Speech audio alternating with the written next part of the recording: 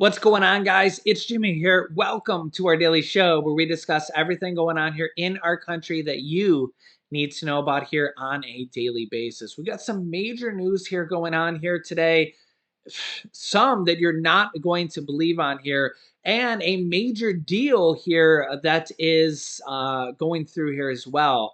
Let's jump right in here. Here we go. And also, if you haven't subscribed to our YouTube channel, make sure to do so right now as it's completely free to do so. This way you won't miss out on new videos. Okay, first up in a crazy story, Republican Senator Ron Johnson from Wisconsin. I'll show you this headline here. Quote, self-serving multimillionaire Ron Johnson, whose estimated net worth is around $40 million, pushes to dismantle Social Security and Medicare. Johnson called to end Social Security and Medicare as mandatory spending programs.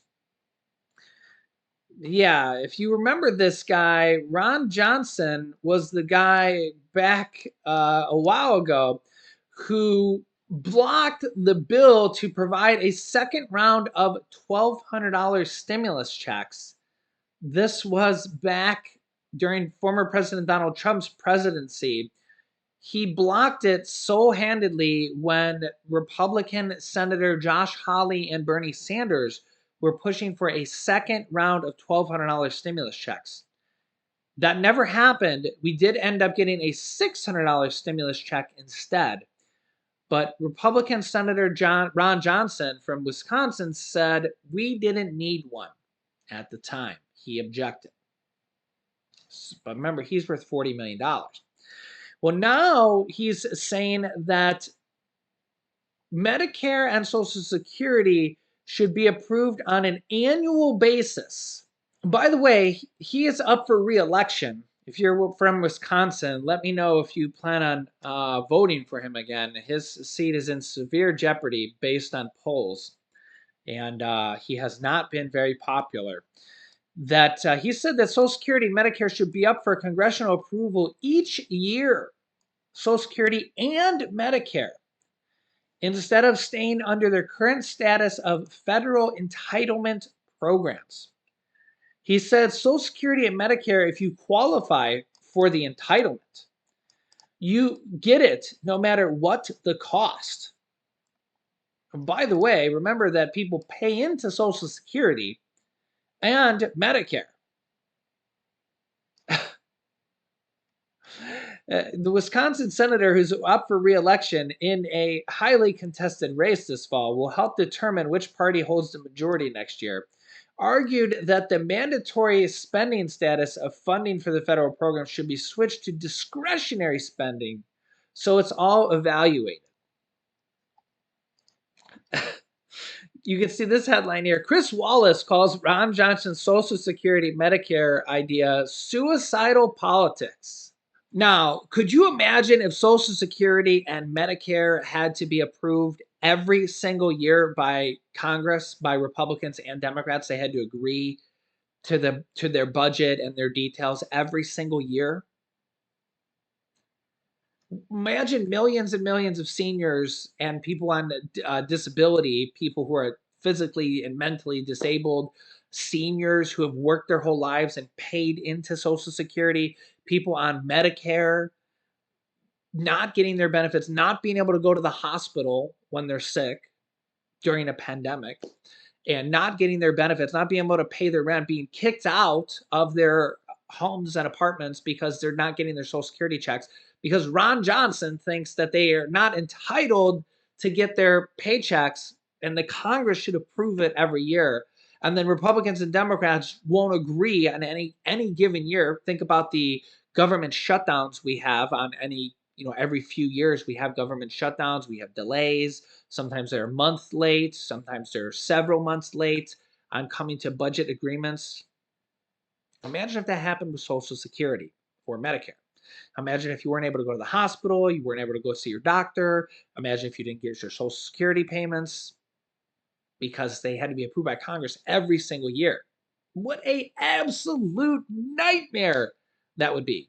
Look at the problems we're having right now with Republicans and Democrats agreeing to almost anything. almost anything. I mean, there's very few bills right now that are getting support from bipartisan support. Imagine if they had to agree on it every single year. And remember that Congress changes every 2 years. It changes.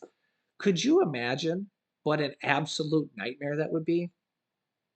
Some I sometimes I wonder how people get reelected. Some of these people in Congress are just like, wow. And remember, you pay into Social Security every single year. It's basically like a pension or a 401k. You put money in every single year that you work. You put money in, you put money in, you put money in, and then when you start collecting benefits, you get it back. But that's not what he said. He said, no, no, no. We want the government to approve it before you get your money back. The gall of some of these congressmen is just unbelievable. You got to let me know your thoughts in the comments. I can't wait to see them. Please. Next up, Russia says they're ready to deal on a prisoner swap for the women's NBA star Brittney Griner. By the way, you may not know this because it's not talked about very often. You always see that she's a women's NBA star. But did you know that she is a two-time Olympic gold medalist for the United States? Yeah, you may not know this. She's a two-time Olympic gold medalist. I don't know why that is not what is the leading headline for her every time that is talked about. It's always women's NBA star, women's NBA star, women's NBA star. I would be saying that should be, in fact, every time I talk about it from now on, I'm going to say two-time Olympic gold medalist. She's basically like the Simone Biles or the Michael Jordan of women's basketball. And she's just been sentenced to 9 years for basically having, some hashish oil. She was sentenced to 9 years, which she had a prescription from in Arizona, and she's basically just being made, which is really, really, really minor. I mean, if you had something like that in another state, you would maybe get a ticket for it, maybe. But Russia is basically just making an example out of her so that they can get some prisoner exchanges out of her. And if you see my previous video, there was a huge red flag on one of the government websites that says, do not travel to Russia under any circumstances. And I've seen a few comments, so why would anybody travel to Russia? Well, there's a lot of people from Russia up here in the United States, and a lot of people have married people from Russia or Ukraine. Okay, so under any circumstances, if you have any friends, families, or anything, do not travel there because they will detain you for the tiniest reason that they can, or maybe even make up a reason. So if you have any friends, family members, or anybody, make sure you're not traveling there because right now it's a very politically motivated, and maybe even China. You might want to keep that in mind as well with everything going on there as well. That those two countries, they could detain you for the tiniest reason or maybe even no reason at all with everything going on right now. But Russia has said that they're willing to do a prisoner exchange for Brittney Griner and Paul Whelan, a former U.S. Marine who's been there since 2018. So this is the thing here is that even if you're not famous, even if you're just a Marine, they can and will throw you in prison for years on and will keep you there. So please be aware and don't travel to Russia or China at this point because it could be very dangerous. The Senate has set up their first vote for Saturday on the Inflation Reduction Act of 2022. They're going to this will start the voting process. They're also starting amendments and starting to go through the process where they want to set up changes to the bill and ideas and what they might add to the bill. You can see here from Business Insider, Senator Raphael Warnock wants to tweak Manchin inflation deal to expand government-funded health care to 4 million people. He's readying an amendment to the inflation deal that would expand Medicaid to an estimated 4 million people and would enroll in the program. One estimate shows that it could cost the federal government $125 billion. That's a lot, $125 billion. But again, this you can let me know your thoughts on this. Again, I could make arguments for it either way. He'll be introducing an amendment that would offer government-funded health insurance to 4 million people with earnings below roughly the federal poverty level, his office confirmed to Insider.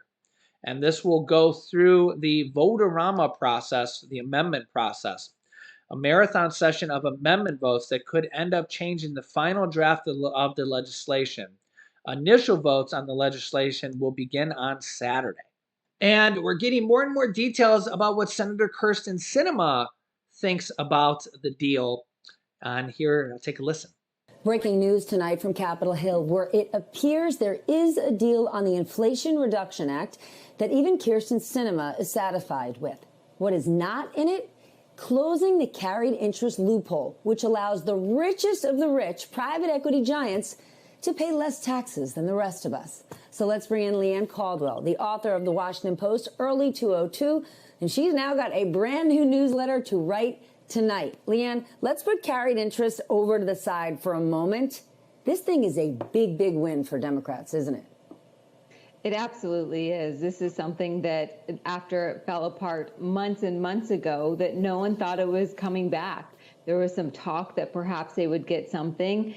And then a deal last week with Senator Manchin and Senator Schumer shocked the political world, especially everyone on Capitol Hill. And Senator Sinema was the last outstanding issue. They had been working furiously to get her on the board for the past week because she was not involved in those previous negotiations. And now that she's on board, this really looks like it's going to pass. And this is going to be the most expansive, the biggest investment in climate change proposals this country has ever seen. There's a lot of healthcare priorities that are in this that are going to help seniors especially. But there's still some obstacles here. So you can't spike the football yet. But if Democrats get this done, this is huge for the midterm elections and huge for the Biden agenda. All right, but let's bring back this carried interest issue, because preserving this loophole does absolutely nothing to help the people of the state of Arizona. The only people who are celebrating this are really rich private equity guys who are on mega yachts on the Mediterranean tonight. By preserving this loophole, does this not say to the American people, yes, big donors dictate policy? Yeah, it's really difficult to understand the politics that Senator Sinema is putting forward here regarding ensuring that this loophole is not closed. You know, as far as Democrats are concerned, taxing the rich is still politically popular, even though Republicans are trying to hammer Democrats, saying that they are going to raise taxes. Well, most Americans, anyway, even a lot of independent voters, think that taxing the rich is okay. But, you know, Senator Sinema has been adamant about this from the beginning of these negotiations. She's been adamant on not raising the corporate tax rate above 21%, where it's at now. That's not in this legislation, in large part because of Senator Sinema. And so she really is bucking the party here on many of her tax policies. But they were able to come to some sort of agreement, but this loophole is still going to be open, Steph. And it is not about additional taxes for the rich when it comes to carried interest. It's simply asking them to pay the same thing everyone else does.